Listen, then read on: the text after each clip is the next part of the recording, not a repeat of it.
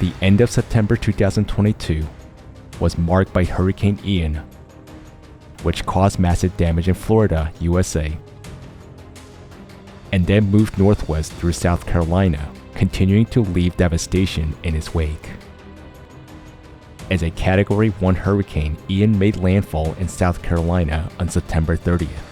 Storm waves and heavy rains flooded beaches and residential areas, causing flash flooding.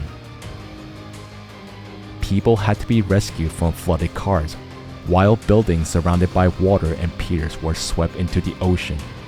Strong winds damaged residences and knocked down trees. Unfortunately, in many coastal communities, authorities did not order evacuations, and sandbags, which can serve as a barricade against flooding, were offered for purchase in stores.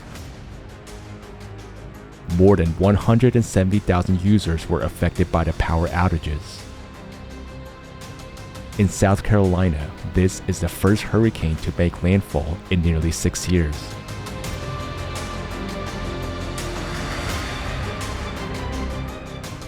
The rate of change in climate systems and their destructive power is increasing, but technological advances are not standing still as well.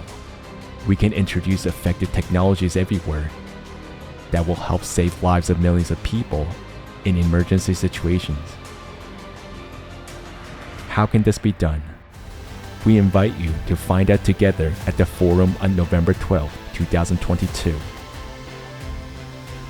An event organized by volunteers from 180 countries.